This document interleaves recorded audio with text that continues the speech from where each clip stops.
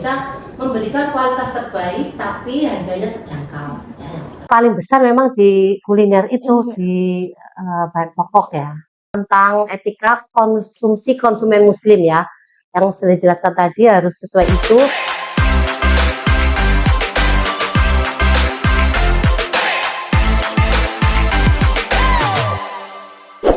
Assalamualaikum warahmatullahi wabarakatuh. Halo teman-teman semuanya, gimana nih kabarnya? Semoga dalam keadaan sehat ya.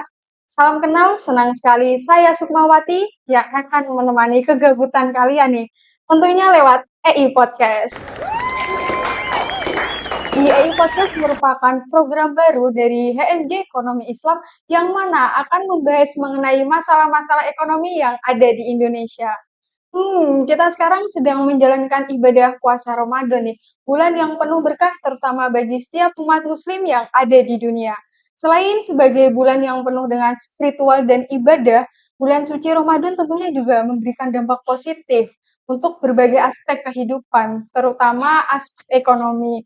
Nah, untuk kali ini kami akan mengajak Anda untuk ngobrol langsung kepada narasumber hebat kita mengenai tema Ramadan Berkah, Ekonomi Berkah. Narasumber kita kali ini merupakan dosen dari Fakultas Ekonomi Bisnis Islam UIN Wali Songo Semarang. So, buat kalian yang anak baby pasti nggak asing nih dengan beliau. Siapa lagi kalau bukan Ibu Shaihatul Mawadah. Halo, saya dulu ya Bu ya. Hai.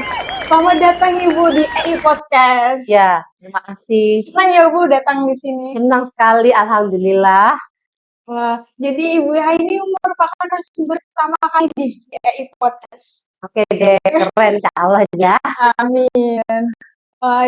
Ibu Yah ini selain mengajar, Ibu Yah juga sedang menempuh pendidikan S3-nya nih di Undip ya, benar ya? Iya, betul. Kegiatannya sehari-hari itu ngapain Bu di Undip? Jadi untuk kegiatan sehari-hari ya kuliah di Undip, nanti ada di UIN itu ngajar. Jadi ilmu-ilmunya yang di Undip bisa juga disalurkan ke mahasiswa yang di UIN sini, di FEBI UIN Wali Songo sini. Terus ya mungkin agak repot sedikit ya karena kuliah sambil mengajar gitu, tapi ya enjoy, menyenangkan dan jadi tambah ilmu, tambah pintar gitu kan. Oke, kalau boleh tahu ini S1, S2-nya Ibu Yah gimana? Kalau yang S1 di sini ya karena alma mater, dulu masih IAIN, sekarang di UIN, Wali Songo Semarang. Terus yang S2-nya di UIN Sunan Kalijaga Yogyakarta, yang S3-nya ini baru semester 2 di Undip. Keren loh Bu. Terima kasih. Ibu Yah puasanya lancar ya Bu? Lancar, alhamdulillah. Ini masih full ya, masih semangat ya. Punya semangatnya masih menggebu-gebu. Bu, taginya biasanya apa Bu? Menu takjil apa ya? Ini karena lagi diet jadi ya pokoknya ya, yang bisa buat lah ya.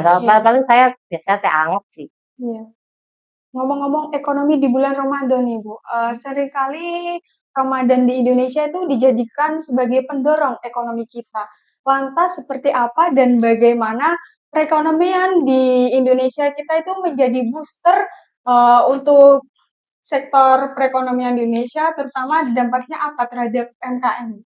Baik, terima kasih pertanyaannya ya Mbak Sukma. Untuk perekonomian saat Ramadan ini dijelaskan dulu di awal bahwa ini disebut fenomena atau kejadian setahun sekali yang disebut sebagai ekonomi lebaran.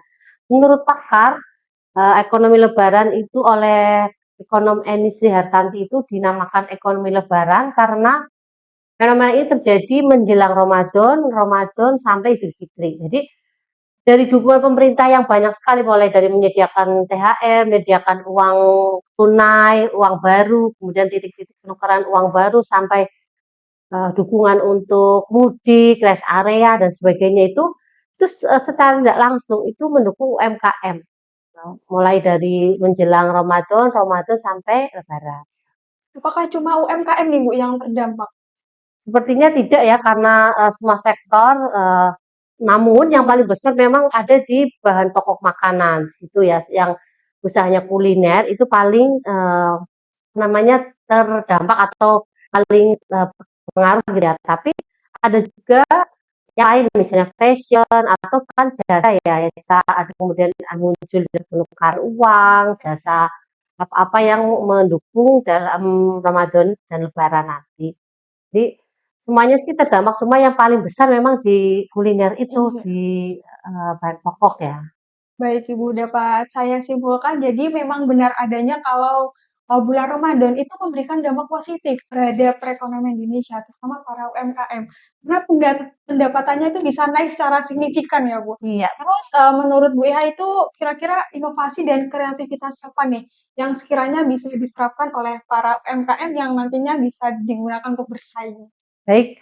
Kalau inovasi sebenarnya eh, dalam tanda kutip UMKM diam saja di ekonomi Lebaran ini tuh kan laris ya. Cuma untuk merangsang, untuk menggugah semangatnya agar dia tetap bagus, tetap lancar usahanya itu ya harus inovasi dan kreasi ya, kreativitas itu biasanya dan menciptakan produk-produk yang unik, eh, berani mencoba hal yang baru, kemudian mau bersaing harga ya, bagaimana caranya harganya murah tapi kualitasnya bagus dan sebagainya. Inovasi-inovasi itu juga biasanya didukung dengan digital ya, ya dunia digital misalnya melalui medsos, editing video dan sebagainya dan sebagainya. Oh, berarti, inovasi ini kita tidak hanya menjual saja di luar, tapi harus memanfaatkan digital juga ya, Bu, ya? Betul, jadi itu digital sangat menunjang. Jadi Oke. sebaik apapun produk, sehebat apapun, kalau tidak ada digitalnya atau digital marketingnya tidak main ya, tidak jalan di situ sama saja dia tidak bisa promosi, tidak bisa mengenalkan kepada dunia ya, kepada masyarakat tuh sama saja tidak akan berubah. Oke, baik baik. Terus, seperti yang kita lihat nih, Bu, bahwa makanan itu pada naik secara signifikan nih, seperti contohnya ada telur, ayam, dan semacamnya. Kira-kira akan hal tersebut tuh pengaruhnya apa sih, Bu, terhadap inflasi? Baik, untuk inflasi itu kan terjadi karena naiknya harga. Nah, Iya. harga itu naik kenapa harus dilihat dulu kan? Harga naik itu karena daya beli tinggi di ekonomi Lebaran ini seperti yang saya sampaikan di awal bahwa dari menjelang Ramadan, Ramadan sampai Lebaran itu daya belinya naik, daya beli masyarakat itu naik dan itu se Indonesia ya, tidak hanya di beberapa tempat misalnya, tapi rata se Indonesia dan itu menyebabkan inflasi, tapi inflasinya itu masih terkendali, masih aman. Maksudnya itu tidak di batas yang mengkhawatirkan atau apa, karena itu secara alamiah memang terjadi. Karena apa ya? Karena harganya tinggi, karena daya belinya sedang naik, konsumsinya sedang naik, baik di terutama di kuliner ya atau di bahan pokok makanan, volatile food, juga di fashion yang menjelang Lebaran itu semua beli baju baru. Nah itu juga terdampak, maksudnya Oke. sangat berpengaruh di situ. Oh, berarti bisa dikatakan ya Bu, inflasi di bulan Ramadan ini termasuk wajar karena Wah, jangka pendek ya Bu ya. Terus bisa menurut saya nih ya Bu, perilaku konsumtif di bulan Ramadan ini naik Bu, karena apa?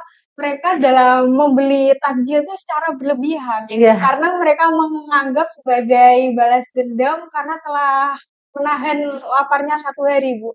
Tapi menurut Ibu Iha itu akan hal tersebut presentasi perubahan konsumtifnya itu memang naik atau malah turun?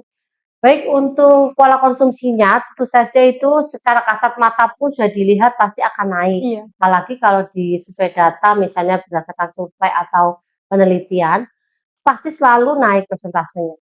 Biasanya masyarakat akan beranggapan bahwa loh saya itu sudah menahan lapar seharian ya harus makan yang enak, yang banyak dan sebagainya. Iya, Padahal betul. itu nanti kalau sudah dibeli pun paling sedikit kan yang dimakan atau yang diminum setelah itu yang lainnya masih tidak tersentuh. Nah itu di situ nanti ada tips sedikit biar tidak boros nanti Mbak. Bisa untuk kita ngerem ya bahwa apalagi kalau yang kita yang muslim ada perilaku konsumsi konsumen muslim itu malah fokus nanti akan apa namanya mengurai sebaiknya konsumen muslim itu bagaimana sih gitu. Mmm, terlalu, perilaku konsumtifnya terlalu naik sehingga mubazir ya, Bu, ya? Betul, padahal kan sebenarnya dalam Islam kan tidak boleh mubazir, tidak boleh israf, berlebihan, pemborosan, Oke oke. boros, tamak, Baik. gitu. Wah, terus, akan hal tersebut konsumsi yang secara berlebihan, kira-kira menurut dari perspektif syariah nih, itu gimana itu? Baik, Sebenarnya konsumen itu kalau yang sudah dewasa ya ngomong sama konsumen konsumsi Konsum. konsumen muslim ya, gitu. Iya. Konsumsi konsumen muslim itu sebenarnya untuk etikanya. Jadi bagaimana dia beretika dalam konsumsi ya. Mulai dari ada etika konsumnya itu pertama dari tauhid, ada ketaatan kepada Allah dalam berkonsumsi harus taat, kemudian ada adil, dia harus adil tidak dolim pada orang lain ya, Seimbang gitu ya, Bu? seimbang betul. Adil itu sama dengan equilibrium atau keadilan ya. Kemudian ada free will atau kehendak bebas. Kehendak bebas ini meskipun bebas semau-maunya, tapi ada kode-kode yang harus dipatuhi, ada batasan syariah yang harus dipatuhi juga biar tidak dolim ke orang lain lagi. Oke, Lanjut, baik-baik. ada juga amanah, bagaimana kita memegang amanah agar bertanggung jawab apa yang dikonsumsi merugikan orang lain atau hasil dari kegiatan haram atau tidak dan sebagainya. Kemudian yang selanjutnya ada halal. Halal pasti sudah tahu semua ya bahwa makanan yang masuk, yang dikonsumsi barang, konsumsi barang dan sebagainya itu juga harus halal. Yang terakhir adalah sederhana. Sederhana itu sebenarnya bisa diwujudkan jika merasa puas kan, sudah cocok ini sepertinya pas itu dinamakan sederhana. Biasanya itu yang tidak sederhana itu apabila dirinya belum merasa puas. Nah itu dalam Islam diatur juga berfaedah, bermanfaat atau tidak bagi dirinya. Itu yang masuk dalam kategori sederhana. Oke, jadi dalam perspektif syariah nih, itu melihat dari berbagai aspek ya, Bu. Betul. Itu ada tauhid, ada adil, well, terus halal, sederhana ya, Bu. Terus mewakili saya dan teman-teman sebagai anak perantau nih, Bu. Ya. Kira-kira Ibu bisa ngasih tahu tips atau cara supaya kita bisa mengelola keuangan kita dengan baik nih, Bu? Oke, jadi untuk mengelola keuangan yang penting disesuaikan, misalnya anak satu dengan yang lainnya pasti akan beda Ya. jumlah uang saku dan sebagainya. Yang penting tadi ketika konsumsinya dipatuhi saja, yang mulai dari adil sama sederhana tadi dipatuhi, kemudian manfaatnya seberapa, kemudian amanahnya, ketaatan kepada Allah, apakah ini mubazir atau tidak, pemborosan dan sebagainya. Nah, atau kalau mau masuk ke mau masuk pasar atau apa yang mau dibeli itu baca doa dulu biar tidak kalah, biar tidak apa tuh ada Iya. tuntutan dalam Islam sehingga nanti bisa direm mana-mana yang memang itu butuh dan mana-mana yang itu hanya keinginan, yang antara pembedaan antara need and want ya. Misalnya yang need itu kebutuhannya yang apa, kemudian yang want itu yang hanya ingin sesaat, setelah itu selesailah ya, seperti itu tuh Oke. juga harus diperhatikan. Berarti kita melihat skala prioritasnya ya, Bu. Betul, jadi yang benar-benar sepertinya butuh, kadang sudah sampai ke sana mau beli sepatu tiba-tiba lihat jilbab lucu dibeli juga, Iya, kemudian terus sudah tas, pakai Ibu, pakai itu kan iya.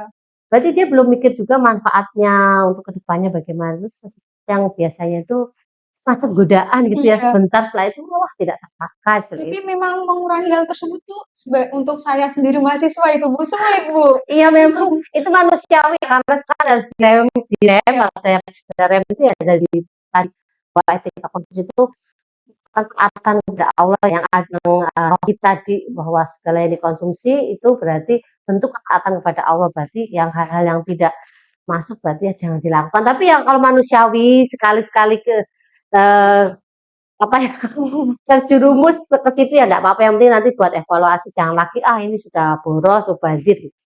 Oke, kalau bisa deh ya, saya simpulkan Ibu, kita boleh membeli tentang kebutuhan yang sekunder, tapi kita harus juga memperhatikan income kita nih, Bu. Penghasilan kita itu kira-kira memenuhi atau enggaknya gitu ya, Bu. Kalau misal enggak ya kita harus beli yang kebutuhan primer dulu gitu kan, Bu.